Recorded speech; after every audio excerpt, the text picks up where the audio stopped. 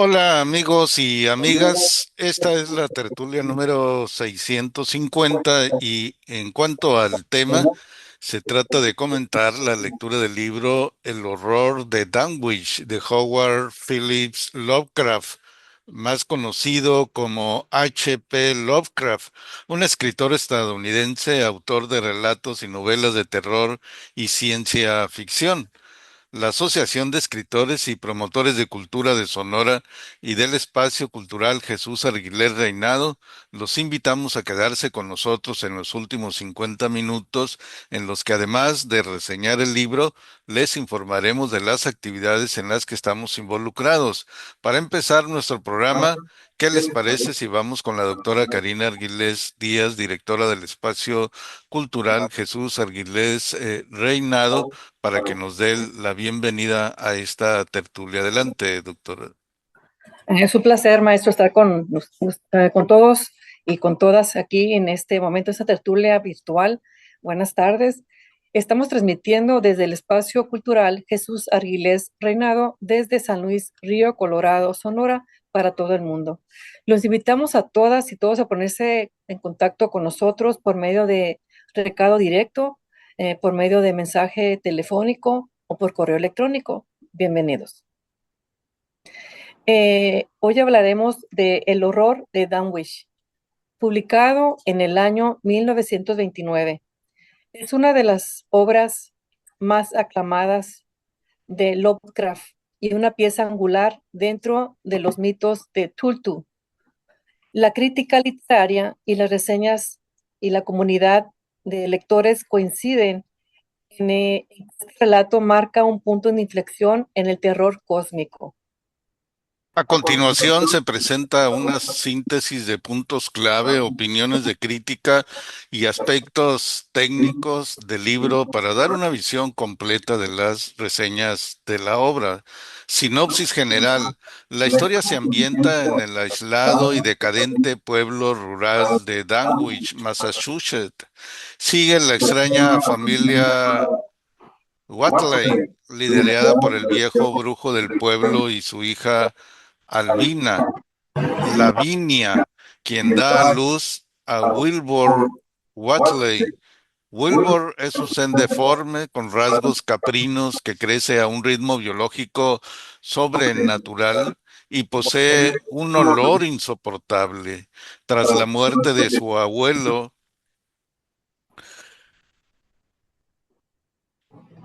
tras la muerte de su abuelo, Wilbur intenta conseguir el texto completo de Necronomicon en la Universidad de Miskatonic para abrir un portal a los antiguos Yog-Sothoth, lo que desata una fuerza monstruosa e invisible que asola las colinas del pueblo. En las análisis de las reseñas, miramos que los lectores en plataformas de crítica como Babelio y Goodreads, las opiniones se dividen principalmente en los siguientes puntos. Puntos fuertes, aclamados por la crítica. El primero es la atmósfera asfixiante. Lovecraft destaca por su capacidad de construir una tensión lenta y un ambiente gótico decadente, donde el entorno rural parece cerrarse sobre el lector. La estructura y ritmo dinámico. A diferencia de otros textos densos del autor, este relato se percibe más ágil. La historia acelera vertiginosamente a partir de la mitad y mantiene al lector atrapado. Puerta de entrada ideal se le considera a este un texto perfecto, un relato perfecto para introducirse en su universo debido a que reúne toda la mitología central. Arkham, la Universidad de Miskatonic, grimorios malditos y deidades alienígenas, el clímax y el terror situacional, las descripciones de la criatura invisible destruyendo el ganado y las casas en las colinas están consideradas de las mejores escenas de terror escritas por el autor. Los puntos débiles, es decir, las críticas más comunes, evolución de personaje. Fiel al estilo de la época, los personajes humanos como el Doctor Armitage actúan más como herramientas para resolver el misterio que como identidades con profundidad psicológica.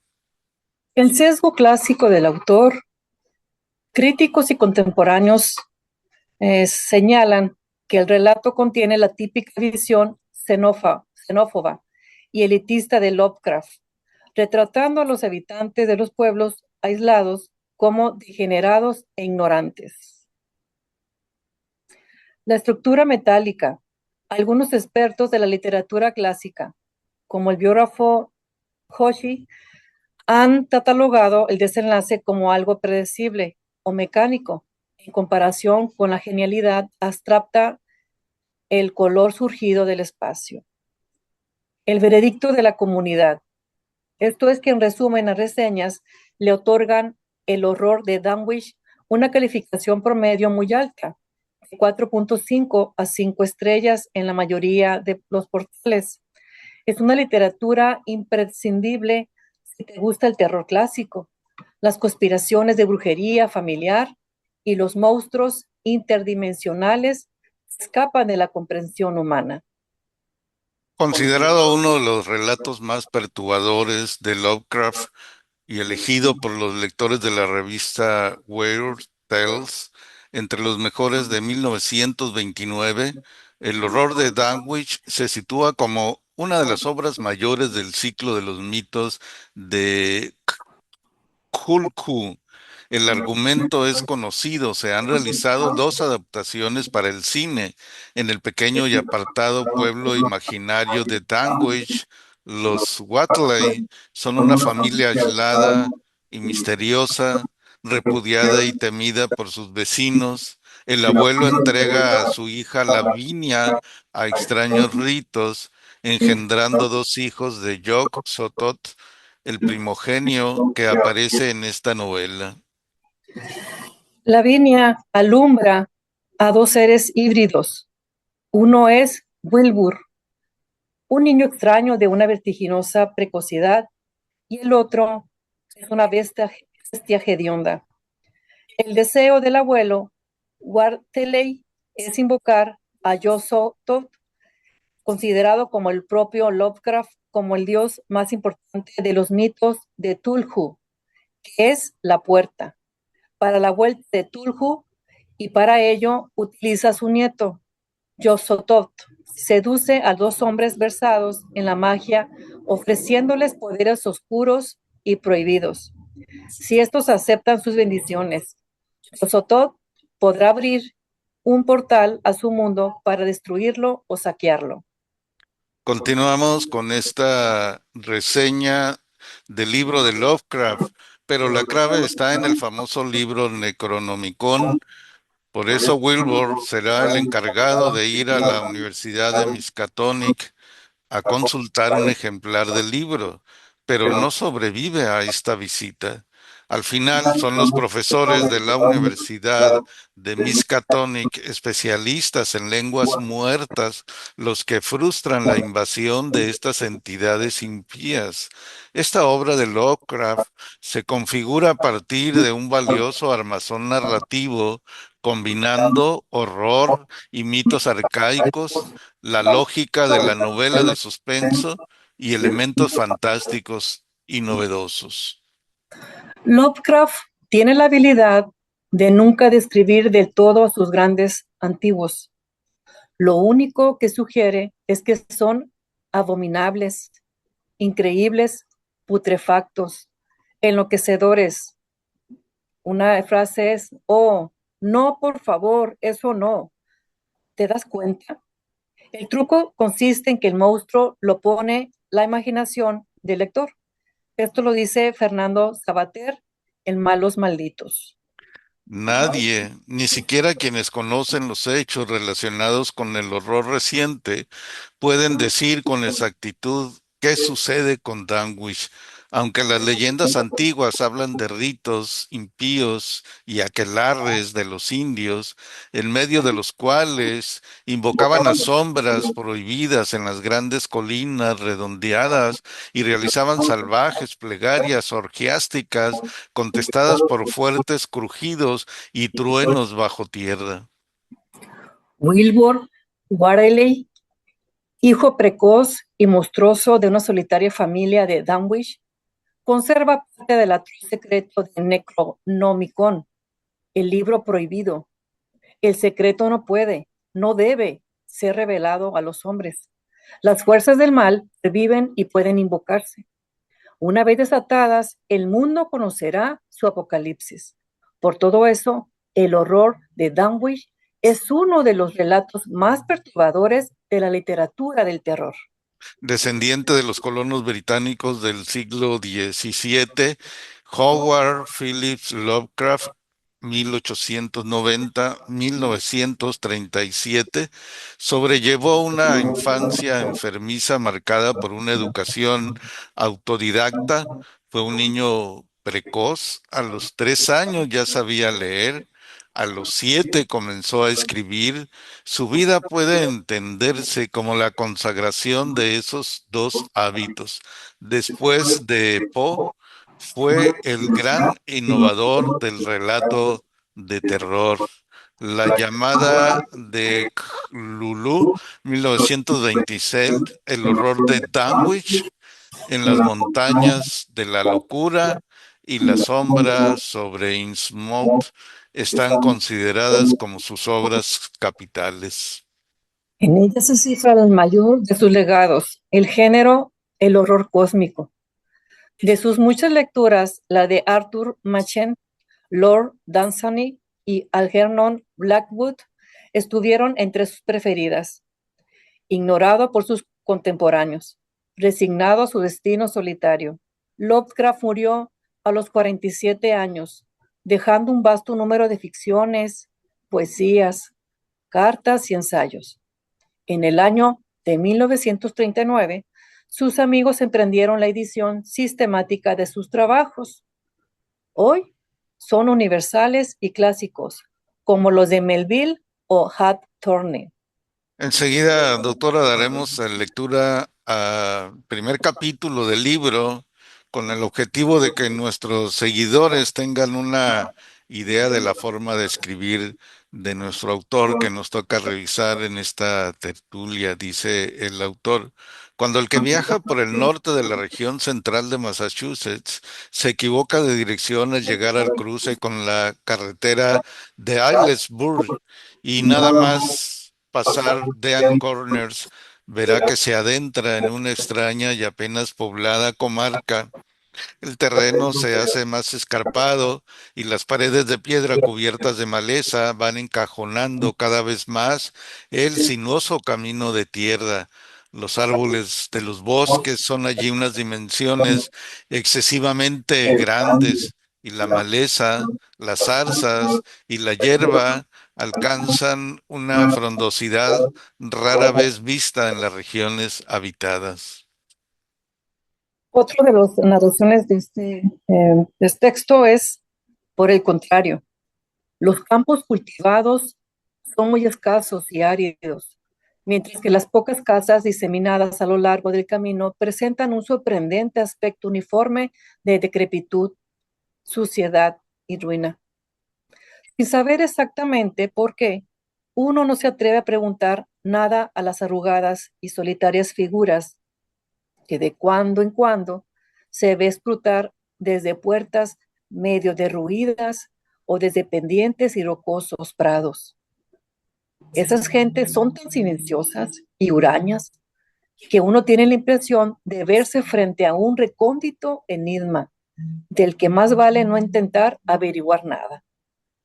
Y ese sentimiento de extraño desasosiego se reduce cuando desde un alto del camino se divisan las montañas que se alzan por encima de los tupidos bosques que cubren la comarca.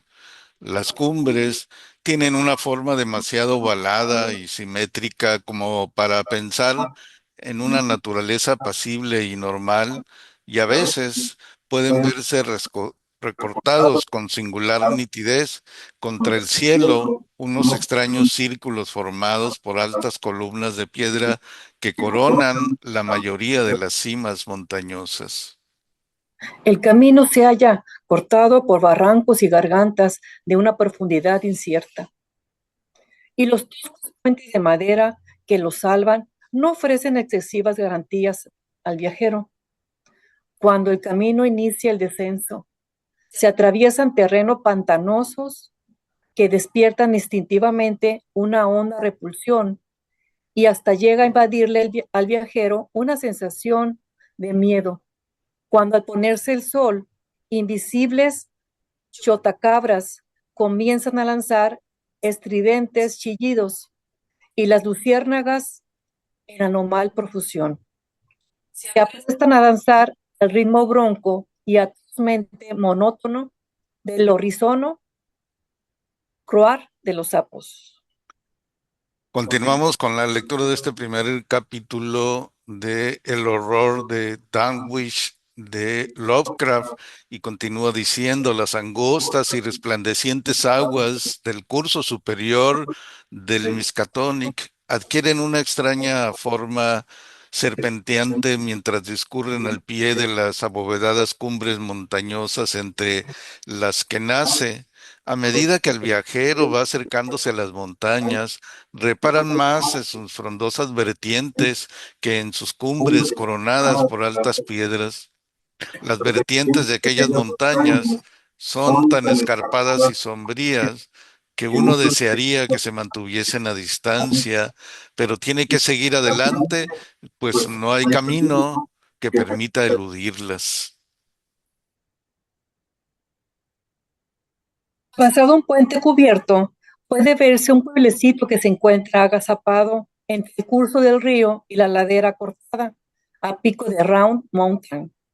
Y el viajero se maravilla ante aquel puñado de techumbres de estilo holandés en ruinoso estado, que hacen pensar en un periodo arquitectónico anterior al de la comarca circundante. Y cuando se acerca más, no resulta nada tranquilizador comprobar que la mayoría de las casas están desiertas y medio derruidas y que la iglesia, con el chapitel quebrado, alberga ahora el único y destartalado establecimiento mercantil de toda la aldea. Muy bien, continuamos con la lectura de El horror de Dunwich y más clásicos de Lovecraft. Se trata de un libro de editores mexicanos unidos que ha llegado con nosotros a través del Programa Nacional de Salas de Lectura. Y aquí lo tenemos en nuestras salas de lectura en San Luis Río Colorado y pues les recomendamos su lectura, El horror de Danwich y más clásicos de Lovecraft. Continuamos, doctora.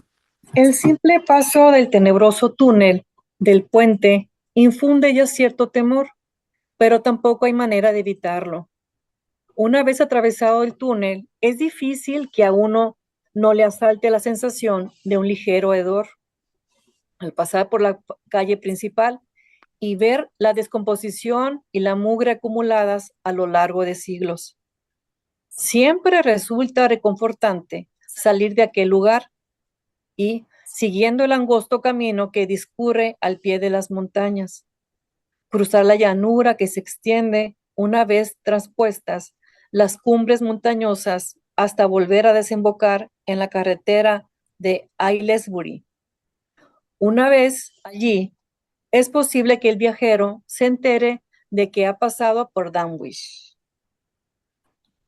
Apenas se ven forasteros en Danwich y tras los horrores padecidos en el pueblo, todas las señales que indican cómo llegar hasta él han desaparecido del camino. No obstante de ser una región de singular belleza, según los cánones estéticos en boga, no atrae para nada a artistas ni veraneantes. Hace 2 siglos, cuando a la gente No se le pasaba por la cabeza reírse de brujerías, cultos satánicos o siniestros seres que poblaban los bosques. Daban muy buenas razones para evitar el paso por esta localidad. Pero en los racionales tiempos que corren, silenciado el horror que se desató sobre Danwich en 1928, por quienes procuran por encima de todo el bienestar del pueblo y del mundo. La gente elude el pueblo sin saber exactamente por qué razón.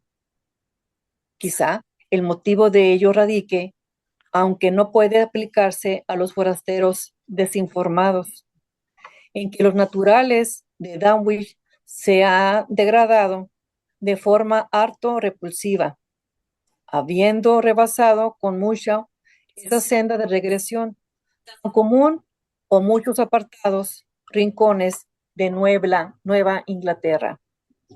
Los vecinos de Danwich han llegado a constituir un tipo racial propio, con estigmas físicos y mentales de degeneración y endogamia bien definidos. Continúa diciendo el autor Lovecraft, su nivel medio de inteligencia es increíblemente bajo, mientras que sus anales despiden un apestoso tufo a perversidad y asesinatos semiencubiertos e incestos e infinidad de actos de indecible violencia y maldad.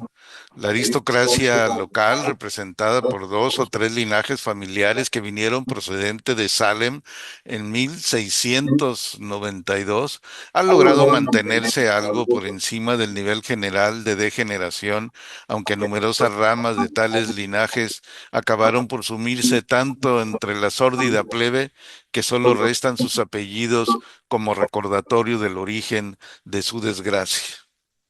Algunos de los Waterley y de los Bishop siguen aún enviando a sus primogénitos a Harvard y Miskatonic, pero los jóvenes que se van rara vez regresan a las semi-derruidas techumbres de estilo holandés bajo las que tanto ellos como sus antepasados nacieron y crecieron.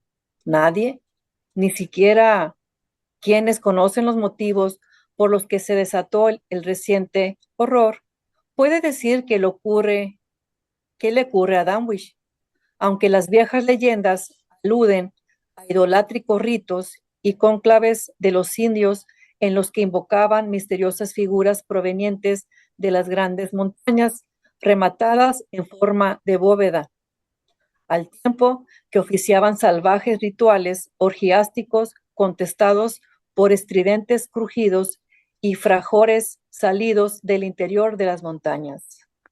Y continúa escribiendo Lovecraft en este primer capítulo, en 1747, el reverendo Abijah Wadley, recién incorporado a su ministerio en la iglesia congregacional de Danwich, predicó un memorable sermón sobre la amenaza de Satanás y sus demonios que se cernía sobre la aldea, en el que otras cosas dijo.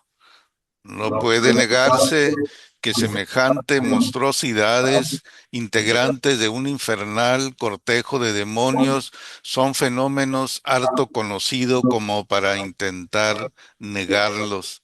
Las impias voces de Azazel y de Busrael, de Belcebú y de Belial, las oyen hoy saliendo de la tierra más de una veintena de testigos de toda confianza. Y hasta yo mismo, no hará más de 2 semanas, pude escuchar toda una alocución de las potencias infernales detrás de mi casa. Los chirridos redobles, quejidos, gritos y silbidos que allí se oían no podían proceder de nadie de este mundo. Eran de esos sonidos que solo pueden salir de recónditas cimas que únicamente a la magia negra les ha dado descubrir y al diablo penetrar. No había pasado mucho tiempo desde la lectura de este sermón cuando el reverendo desapareció sin que se supiera más de él, si bien sigue conservándose el texto del sermón impreso en Springfield. No había año en que no se oyese y diese cuenta de estereotipos fragores en el interior de las montañas, y aún hoy, Tales ruidos siguen resumiendo o sumiendo en la mayor perplejidad a geólogos y fisiógrafos. Otras tradiciones hacen referencia a fétidos olores a las inmediaciones de los círculos de rocosas columnas que coronan las cumbres montañosas y a entes etéreos cuya presencia puede detectarse difusamente a ciertas horas en el fondo de los grandes barrancos, mientras otras leyendas tratan de explicarlo todo en función de Devil's Hope's Yard, una ladera totalmente baldía en la que no crecen ni árboles, ni matorrales, ni hierba alguna. Por si fuera poco, los naturales del lugar tienen un miedo cerval a la algarabía que arma en las cálidas noches la legión de chotacabras que puebla la comarca. Afirma que tales pájaros son psicopompos, que están al acecho de las almas de los muertos y que sincronizan al unísono sus pavorosos chirridos con la jadeante respiración del moribundo.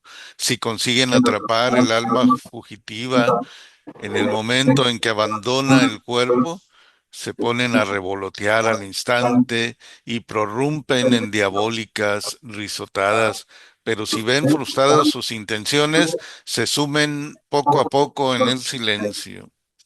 Claro está que dichas historias ya no se oyen y no hay quien crea en ellas, pues datan de tiempos muy antiguos. Danwich es un pueblo increíblemente viejo, mucho más que cualquier otro en 30 millas a la redonda. Al sur, aún pueden verse las paredes del sótano y la chimenea de la antiquísima casa de los Bishop, construida con anterioridad a 1700, en tanto que las ruinas del molino que hay en la cascada, construido en 1806, constituyen la pieza arquitectónica más reciente de la localidad. Continuamos con la lectura de este primer capítulo del horror de Danwich. Dice que la industria no arraigó en Danwich el movimiento fabril del siglo XIX, resultó ser de corta duración en la localidad. Con todo, lo más antiguo son las grandes circunferencias de columnas de piedra toscamente labradas que hay en las cumbres montañosas, pero esta obra se atribuye por lo general más a los indios que a los colonos. Restos de cráneos y huesos humanos hallados en el interior de dichos círculos y en torno a la gran roca de forma de mesa de Sentinel Hill apoyan la creencia de que tales lugares fueron en otras épocas enterramientos de los indios Pocomtuc, aun cuando numerosos etnólogos, olvidando la práctica imposibilidad de tan disparatada teoría, siguen empeñados en creer que se trata de restos caucásicos. Pues terminamos, maestro, vamos con las opiniones sobre el libro. Una opinión ese del horror de Dunwich de Lovecraft genera opiniones divididas entre grandes autores como Stephen King, que destaca su capacidad de dejar una atmósfera asfixiante e incitante. Otro autor es August Derleth. Lo valora como pilar de los mitos de Tulu, mientras que críticos como Robert M. Price ven en él un reflejo de los complejos del autor. Así es, exactamente. Stephen King opinó que, más bien elogió el terror rural, reconoce que la maestría de Lovecraft en este relato radica en usar un pueblo aislado y decadente para crear un miedo físico e incómodo que persiste tras cerrar el libro. Hay una influencia directa, sin lugar a dudas. Considera que este tipo de atmósferas como un modelo fundamental para construir sus propias tramas de terrores arraigados en comunidades cerradas. Sin embargo, el escritor y amigo de Lovecraft, August Derleth, dice sobre la consolidación mítica. Opinó que el horror de Dunwich es una de las piezas clave del corpus de los mitos de Tulu, al expandir con acierto el trasfondo de los primigenios y los grimorios prohibidos, nuevas palabras para mí, maestro, estos nuevos conceptos. Y habla de la estructura audaz, destacada el riesgo narrativo del autor al mezclar el folclore local de Nueva Inglaterra con deidades cósmicas exteriores. Robert Price, crítico y biógrafo literario, argumenta que la hechura del protagonista, Wilbur Whateley, y su aislamiento reflejan las inseguridades íntimas y la psique del propio Lovecraft. Lo califica como un ejercicio efectivo de horror folclórico tradicional mezclado con la mitología cómica abstracta del autor. Pues terminamos, maestro, lo que es la narrativa de este texto, de este cuento. Pues yo nomás me queda saber que pues, estamos hablando de Europa, también existen pueblos eh, místicos, etéreos, pueblitos originarios, también vienen de una ascendencia donde también existe el misterio, ¿no? Y lo que es los mitos del terror. Así es, estamos hablando de una eh, literatura un poco compleja. Leímos el primer capítulo apenas, más o menos creo que está completo este primer capítulo, pero si lo analizamos con frente a otros libros que hemos leído en las últimas semanas, pues está medio complejo, tal vez porque no estamos inmersos en la cultura estadounidense. eh, pero difícil. Hemos estado leyendo el libro en el transcurso de la semana y bueno, está medio difícil, pero creo que hay que leer por algo. Es un clásico Lovecraft. Yo pienso que es un tipo de mitos y leyendas dentro de el continente europeo. Yo creo que sí es recomendable leer una o dos veces, analizarlo, si se puede, entre los ciclos de lectura que existen.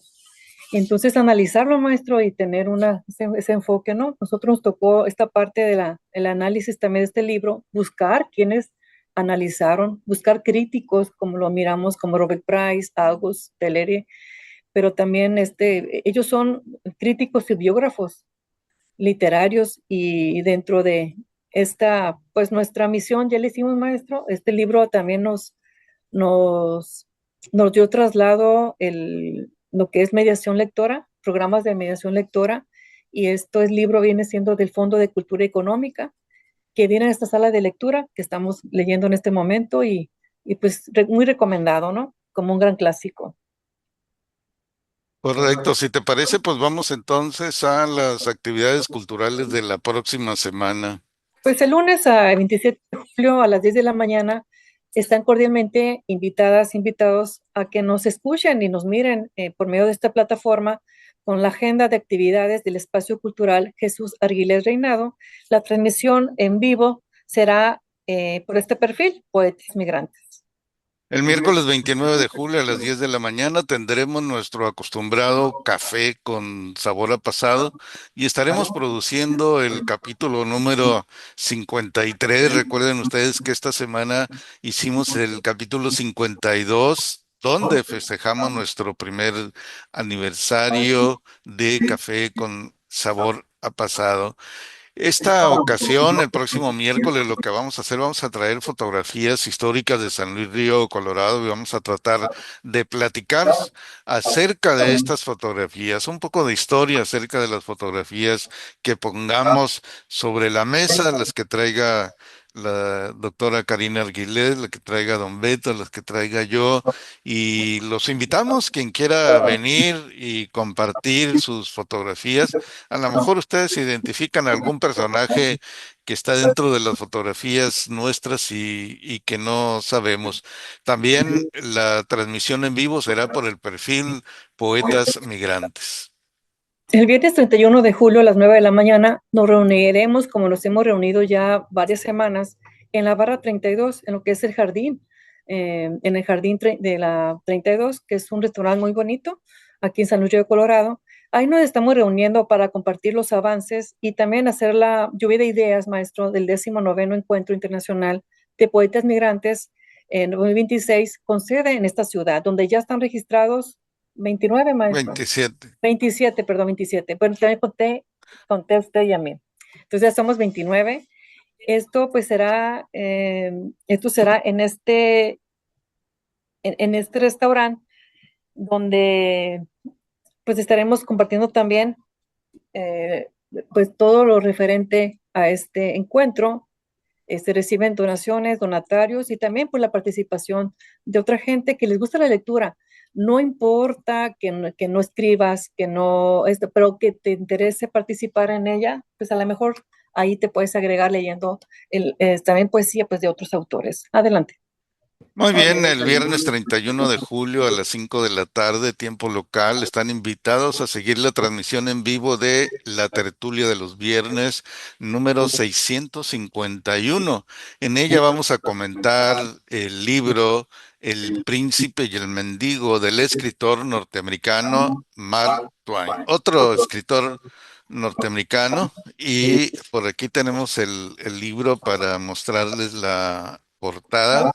Esta es la portada del libro que vamos a ver la próxima semana. Aquí está la contraportada, El príncipe y el mendigo. Dice aquí que este libro trae un prólogo de Manuel Pereira y la traducción de Mónica Lombard. También de los libros que nos llegan por el Programa Nacional de Salas de Lectura.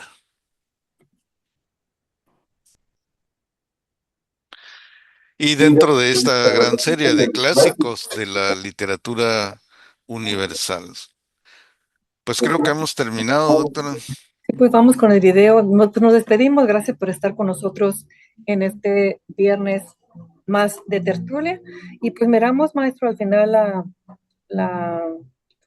lo que es el video de publicidad de nuestro programa. Claro que sí. Muy bien. Muchas gracias. Hasta luego. Bye bye.